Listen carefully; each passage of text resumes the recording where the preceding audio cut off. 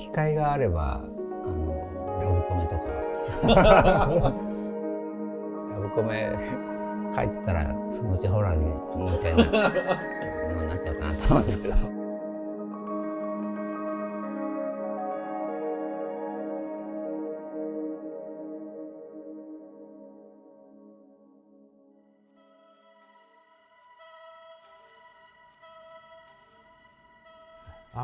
もう先生とは実は、はい、本当にちょうど20年前「サイレンっていうタイトルを私が発売した時に、はい、雑誌の企画で対談をさせていただいてとそうでしたいう、ね、それ以来。そうですね、サイレン発売20周年を迎えられたということでありがとうございます今おめでとうございます。もう今自分はもうそこから違うあれになっていてあれなんですけど、なかなか長い期間を超えて、なんていうか注目してもらえるタイトルに関われたっていうのはすごく良かったなと。でも、それって、早速あれですけど、ホラーってそういうのってすごく強いですよね。伊藤先生の作品も本当に、なんでしょうね、僕もずっと、当時もですし今も追いかけさせていただいていてもまず一つ全くブレないというか、なんていうか、そうですかね。いや結構ブレそんなことないと思うんですけどね。いや本当に一本筋の通ったというか、こう例えば自分とかだと一本作るごとに何かこう世界観を変えなきゃなみたいなことを思い悩んだりすることが多かったりするんですけど、飽きられるかもと思って、伊藤先生の作品っていうのは基本的にやっぱり伊藤先生の世界ですっていうなんか芯が通ったのが強いなっていつも思っていて、映画とか、ゲームもそうだと思うんですけど、やっぱりスタッフがたくさん集まってやるっていうのは、私もうアシスタントすら使っていなくてですね、一人で気ままにやってますんで、そういう意味で自分の思った通りにできるっていうのは、編集さんの意見は入るんですけど、そこで独りよがりにならないような作品にするっていうそういう工程はあるんですけど、基本的に自分のイメージをダイレクトに表現できるっていうのはあるかなと思いますね。どうしても僕、ゲームとかだと説明ができないと作れませんってなるところで言うと、特に伊藤先生のとかってわからないんだけどこうなっているんですみたいな、でももうそれで確立しているみたいな。私ももともとなんかふと思いついたアイデアが元になって、そのアイデアっていうのはちょっと現実にありえないような不可思議な、こんなことが起こったら面白いなっていうような、リアリティのないところから、出発しますので、いかに説得力を持たせて見せるかっていうところで、やっぱり絵は相当リアルな方向に描くことによって、このありえない物事が結構あるかななんて錯覚させてしまうみたいな。そうですね。僕もやっぱり伊藤先生の凄みの一つは、そのありえない光景だけどありえるように提示していっててっていう、だから自分が本当にそこにポンと置かれたようなね、そんな気分に陥って、そういう、自分がそこに取り残されたようなっていうか、ね、そういう意味での恐怖感というかね、そういうことをすごく感じたりします。恐怖っていうのは多分不安から始まってるのかなと思いますんで、なんか得体の知れない未知の事件とか正体のわからないそういったものを提示して不安を煽ってですね、読者がちょっと不安になって、それがなんか徐々に恐怖に盛り上がっていくっていうような作り方をするのが理想。それと同時に筒井康隆先生とか、非常にアイデアが奇抜で面白いっていう小説とかにも惹かれまして、やっぱりこういった物語っていうのはアイデアが面白いと作品として結構光るものが出てくるなというのを感じましたんで、まずこの作品を作るにあたって基本的な中核となるアイデアっていうのがまず私は大事にしてまして、アイデアが浮かぶとノートに箇条書きしたりなんかして、それを作品するときに今日はこのアイデアを使おうっていうことでそれを膨らませていくっていうことになるんですけど、アイデア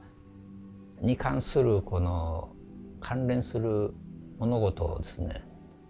ストーリー作るにあたっていろいろリストアップしていくんですよ。例えば霧深い街をテーマにみたいなことだったりすると、霧に関連する水蒸気とか先が見えないとか、そういったキーワードを列挙してですね、でいろいろ思いつく限り列挙して、そういったものをストーリーに有効に機能するものをチョイスしまして、でストーリーに組み込んでいくっていうやり方が一番多いですね。例えば渦巻きとかっていうのはそういう渦巻きっていう単語から入ってもう劇中でも何でしたっけ、ここの渦巻きにフォーカスするところはっていうすごいあれは渦巻きで渦巻きの何かで掘ってて、これもこれだってなったってことなんですか？そうです。スピリッツで連載っていうことが決まってたんで、渦巻きってちょっとホラーのテーマになるか分かんなかったんですけども、無理やりホラーにしたっていう。なんていうかテーマから派生するわけで言うと完璧すぎてうわーってここに来るかみたいな。逆に長編の時ってちょっとなんていうかね、あれ本当に好きなんですけど、魅力が変わってコズミックで多分先生ご本人もこれ着地地点が分かんないと走らせるのが好きなのかなって長編っていうか、とんでもないもうどうにもこれどうしようもねえなっていうところに走るのが。そうなんですね。人知を超えたその超常的な脅威がですね、人間を襲ったら、もう人間はどうしようもないっていう、これはラブクラフト的な考えなんですけど、それを影響されてますけど。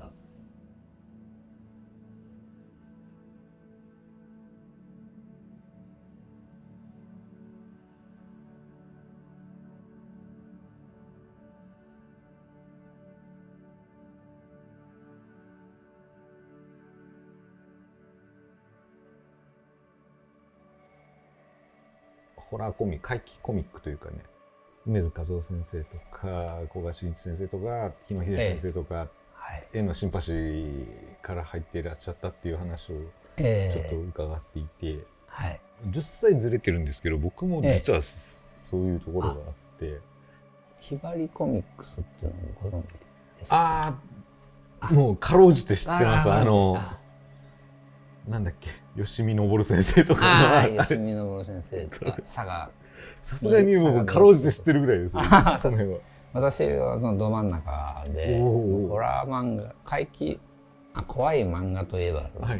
ひばりコミックスっていう時代がありまして、田舎に住んでたんですけど、田舎に1軒だけある本屋さんで、お小遣いも限られてるんで帰る時は買ったりなんかして、時代はずれてて、僕さすがにひばりコミックスを普通に読む世代ではなかったんですけど、僕は1970年生まれで、子供の頃はもうそれこそトイレはボットン便所で、お風呂は五右衛門風呂でみたいな本当に昭和というか戦後的な世界観を背負ったところで、それでその頃は今みたいなビニールに包まれてなくて、漫画を読んでもうあらかたもうドラえもんとか読み尽くしてだから普段読まないようなものに手出したところがやっぱり怪奇だったところがあって、でなんか魅力というか魔力みたいなのがある世界観で、特に日野秀先生は僕、もう本当にこれはなんかこう見たら呪われるものだと思って実際3日後に死ぬとか言われて、そうなんていうか、そこは10年ずれていても何か、その原体験で近しいものがあるのはちょっと面白いなと思ったんですよね。そうですね。私も日野秀先生はこの書店に毒虫小僧って単行が、もう毒虫小僧がもうねすごかったんですよ。僕この頃もあれから受けた影響がもう。で背拍子のちょっとイラストが見たことない絵でパラッと開いてみるとやっぱり初めて見る作家さんでもう一気に惹かれまして、もうすぐに買ってで家に帰って読んだらもう本当にもう最後感動しちゃいますけど、幼少期というかね、10歳未満ぐらいの時の多感な時期の恐怖ってすごいと思うんですよ。伊藤先生のはなんていうか、僕ら的にはやっぱりちょっと笑わせようとしている、怖いがゆえに笑えてしまうみたいな、そういう良さなんだけど、意外と子供がふと読んでしまうと単なる恐怖として受け取ったりもするのかなみたいなのはちょっと気になっていたんですよ。そういういじめっ子っていう短編を書いたことがあって、女の子がいて、公園で男の子をいじめちゃうんですけど、それが大人になって再会、そのいじめた男の子と再会してって話なんですけど、最後のコマでお母さんがすごい格好して自分の子供の前に現れるっていう絵があったんですけど、それを見た読者から手紙が来まして、私の妹がそのシーンで泣き出しました。もう書かないでくださいみたいなそういう手紙いただいたことあるんで、やっぱり本当にトラウマっていうか怖がっちゃう子は。若い頃やっぱり首吊り気球ってすごいなんていうかインパクトを受けてて、でもこれを10歳ぐらいで見たらなんていうかもう本当にトラウマ大人になってみるともう不条理すぎて面白いっていう感覚が入ってくるからあれだけど、あれ漫画描いた当時私の友人が読んで、これをどう怖がればいいんだなんて言ってましたけどいや首吊り気球はでも伊藤先生の作品の中でも同行して理不尽で本当に好きですねあれ本当にきっかけは何やったんですかね。やっぱりアドバルーンって大きな風船やっぱり紐で垂れてて、昔ありましたよね、今も見ませんけどね。ビルのね屋上にあったりとか、そのロープ垂れてるんでそればっかりにしたら首吊りのばっかりなのでそこに首吊られちゃった人が死体をぶら下げたままこうずっとこう上空を飛び去っていくと面白いなと思ってでなんかその、どういうストーリーに落とし込むかっていうことになって、一種のこうシンボル的な存在でその不吉な象徴としてその首吊り気球っていうのが上空を通り過ぎるとこう下の町で奇怪な事件が起きるみたいな、そういった話考えたんですけど、その奇怪な事件っていうのは全然思いつかなかったんでであれこれ考えてるうちに気球がこう首を吊りに襲ってきたら面白いかなということになってでも最初は黒い丸い気球が編隊を組んで襲ってくるみたいなのを考えたんですけど、ちょっと絵的に丸いだけじゃつまんないなってことになって、考えた末にこう顔を自分の顔で自分しか襲ってこないっていうこの絵一枚で、とんでもないことになってるって理解させる力というかでその自分がそこに陥っているような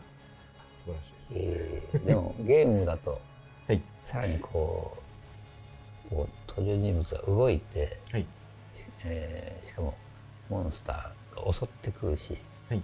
しかも音がもう入りますんで。いやもうだからそのゲームはね、ホラーでいうと勝てないんですよね。戦って勝たないとゲームにならないので、ゲームっていうのは。私の漫画だと大体主人公も死んじゃったりし、そうです。そうなるとゲームオーバーになっちゃう。ってここからどうなるのと思ったら終わるっていうあれ羨ましいですね。そうか、ゲームはやっぱりそうですね。接待みたいなメディアなので最後は気持ちよくなっていただいてっていう前提でというか、まあでも映画も近いんですかね。でもまあプレイしてる途中はこうやっぱり怖いですよね、襲ってきて。私もサイレンやらせていただいたんですけど、なかなか進まなかったですけど本当に怖い、うわーって叫びながらプレイしましたんで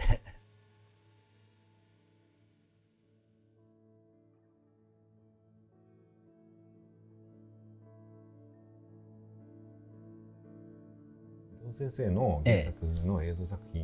ってたくさんあって、でも、正直昔は割と原作と全然違うなみたいなのが多かったイメージがあって実写化で、実はそれ物足りなかったりしそういうことはないんですか？なんか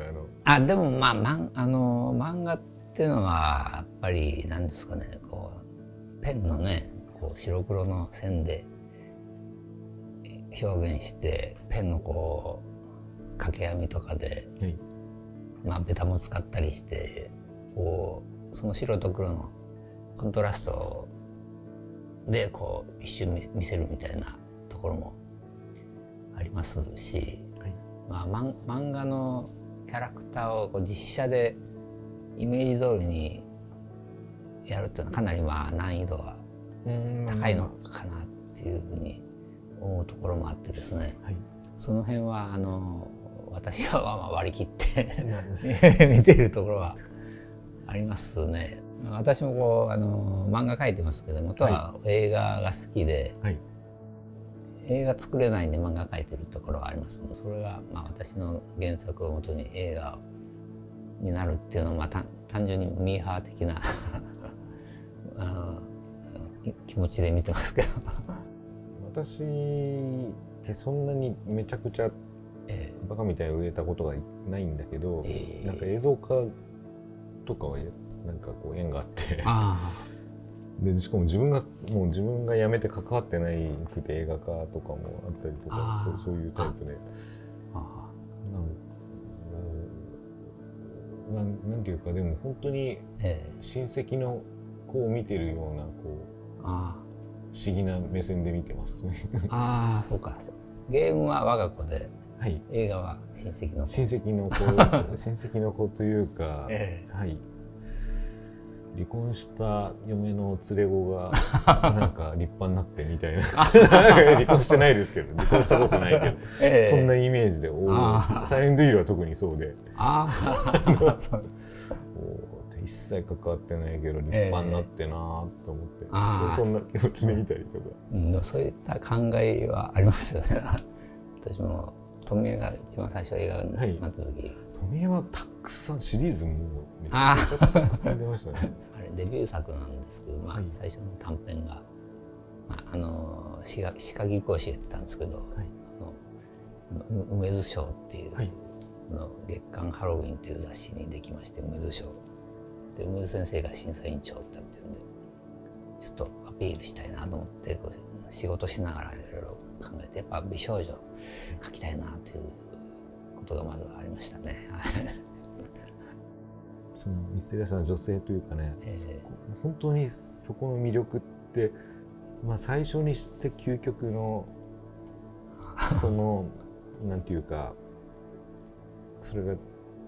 詰まったのが富江っていう作品、なんていう原作やなと思っていて、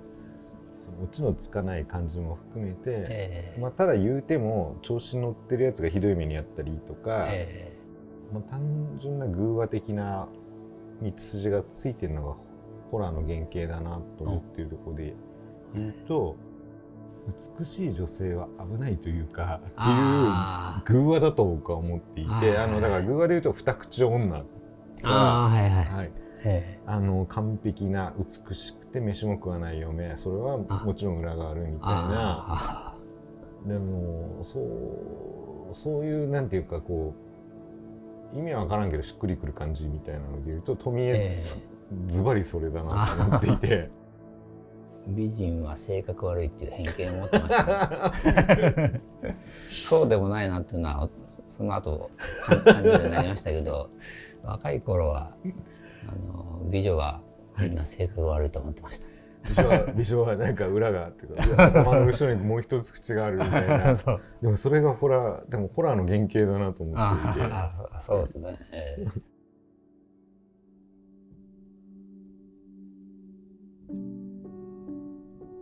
近年になるにつれて海外からの評価がぐっと高まってきていてというか、本当にそういうイメージがあっていて、その辺のなんていうかこう変化についてのどういうなんていうかどう思われてるのかなっていうのを聞きたいかな。そうですね、海外っていう意味ではもう結構古くは、最初に意識したのは台湾でですね、ハロウィンの雑誌が台湾版っていうのが出まして、台湾で、日本のハロウィンに載ってる作品が翻訳されて雑誌として出るっていうのが私の記憶では一番最初の海外に出たっていうところでして、まとまって出るようになってから結構アメリカの方中心にこう認知されるようになったかなっていう感じですね。特にこの作品が海外だとすごく受けがっていうのもあるけど、そういうのあったりされますか？どうでしょうかね。反応としてはやっぱりツイッターなんか見ててキャラクターのコスプレをした人がこう写真をアップしたりなんかしていると見ると富江多かったりとかしますね。あと渦巻きがやっぱり大きくて、特にあざみっていうキャラクターがいてですね、こう自分の顔に渦巻きができちゃってっていう絵が結構インパクトがあるらしくて、よくSNS でもその絵が載ってたりとかしてましたね。コズミックネタのやつとかってどう業もわりかしこうなんかデルトロ監督が放り投げたっていう話を聞き放り投げたってどういうことですか？なんかサメが歩いてるところ、襲ってくるところで怖くて怖くていいですね。ご本人がなんか喋ってらっしゃいましたけどさすがなんていうか行に関してはあんまり自分の中でそんな評価してなかったんで。そうなんですね。行は良かったです、すごく。評価してないっていうのは、自分書いた時には気に入ってたんですけど、読者の反応がいまいちだなっていうことで自己評価も下がっていったみたいなところあったんですけどアメリカでは割と面白がってもらってたりするのかなっていう伊藤先生のワークの上で一番こだわってらっしゃるところについてお聞きしたいなと。私の場合は雰囲気作りです。ホラーもいろいろ種類があってショッキング、ショッカーとかそういう、いろんなタイプのものがあると思うんですけど、私は結構古い人間なんでこの昔のハマープロの吸血鬼ドラキュラとか、そういったものをゾクゾクしながら見た方なんで衝撃度はそんなにないんですけど、このなんか作品にこう雰囲気がこう、不気味な雰囲気が流れてるっていう、そういう雰囲気にこうゾクゾクしながら見ていたものとしてはですね、こうやっぱりこの不気味な雰囲気を出すっていうことを一番重要視しているのかなと思います。伊藤先生にとってホラーとは何でしょうか。私個人的にはやっぱり幼い頃に梅津先生とか古賀先生とか日野秀先生を読んでこうワクワク、怖いんですけどワクワクしながら、雨の日とか、曇った日でもですね家の中でこう楽しんで読んだっていうその楽しかったっていう記憶がまず、ホラー漫画を描く上でのこうホラー感っていうのはその子供の頃のワクワク感をまた自分も表現したいっていうところですね。もっと一般的な作品もあった中でやっぱり特別刺さるところがあったっていう。私田舎に住んでてあまりいろんな情報入ってこなかったっていうのもあるんですけど、それにしても私の友達クラスの人にこんなホラーにハマってるっていう人はあんまりいなかったんでやっぱり個人的に刺さっていたんでしょうね。本屋行けばサンデーとかマガジンとかありましたけど、目もくれなかったんでやっぱりホラー漫画っていう分野が一番しっくりきたんだろうなと思いますですね。